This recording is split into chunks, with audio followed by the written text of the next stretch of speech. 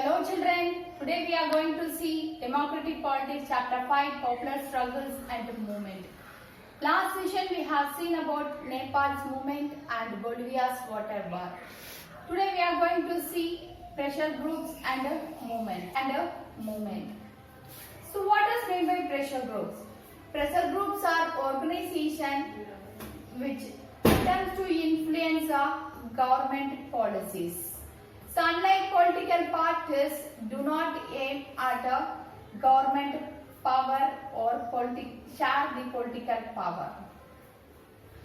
So pressure groups are formed when people are in common occupation, common interest and common opinion come together in order to achieve common objectives. So what we have seen in Nepal, it is a movement. So like Nepal movement, there are many movements arising in our country. That is anti-liquor movement, movement for right to information, environmental movement, women's movement. So unlike interest group, movement attempts to influence government and also rather than take part in electoral competition. So movement have a loose organization.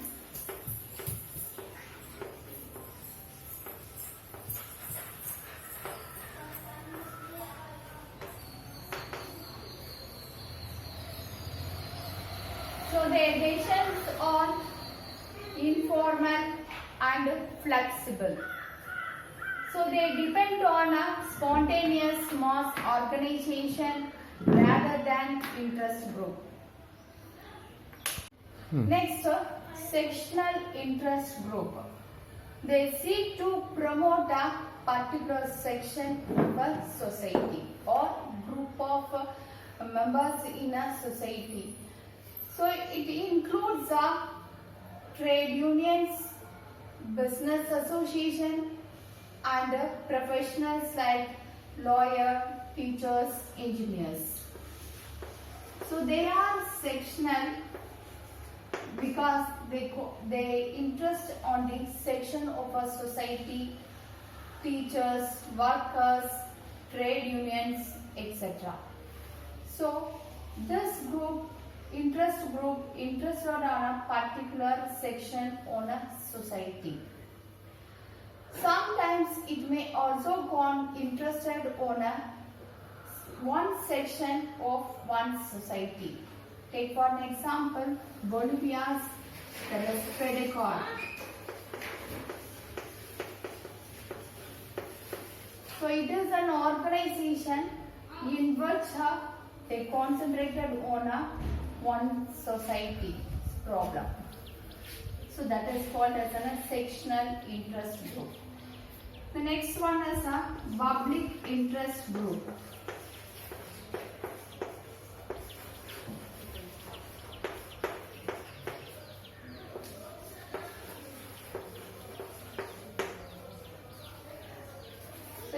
So it is used to promote a public interest group or otherwise known as a promotional interest group. So it is also used to involve in the interest of the society rather than their own members. For example, BAMCEF, Backward and Minority Community Education Federation. It is a group of government employees. It's against for social justice, that is backward and minority community. So this protest is against social discrimination and also social injustice and social equality. So public interest means they are also concentrating on the other group of people, not their own members in that group. That is public interest group or promotional promotional interest group. The next one is the movement.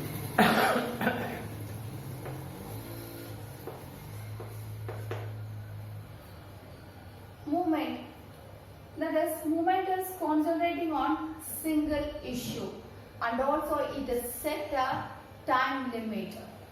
For example, Narmada Bachao Andolan. So it is related to a constructing of dam Sardar Sarovar Dam in Narmada River. So the people have to displace it. So the people gathered together and opposing not to construct a dam in that place. So through this movement, it was stopped constructing a dam. So sometimes the movement also a long term and involves some other issues also, like women's movement and the environmental movement. How do pressure groups and movements influence politics? They try to gain popularity and sympathy from public by carrying out information like campaigns, organizing meetings and filling petitions. Sometimes they are also influencing a media and bring it as a common problem.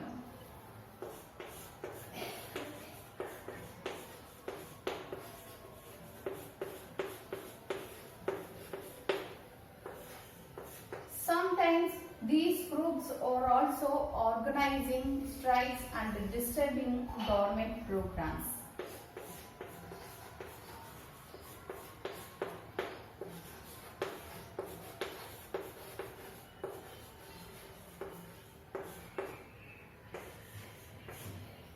Some business groups often employ professional lobbyists and also sponsor advertisement.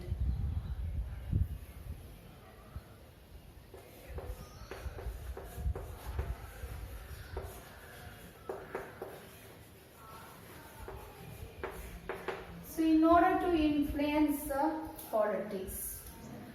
So sometimes the pressure groups and the movements do not take part in political parties, but try to influence the political parties. So that only the most of the pressure groups and most of the movements are formed or led by the political leaders. Most of the trade unions and the students groups are also formed by the political leaders. Next one is sometimes political parties are also grow out of movement. Take for an example Azam movement. So Azam movement led by the students but against foreigners, but it's mainly supported by the political parties. The next one is both political parties and the movement do not have a direct relationship. Is their influence healthy? No. So political parties have to face the people. So these groups do not have accountable to the society, to the people also. So but sectional groups play important role. So one sectional groups achieve their group, other groups arise. So then only the government can listen the voice of the people and what are the expectation of the people. So this leads to balance of power and also conflicting accommodation of conflicting interest. So up to this chapter is over. Thank you, children.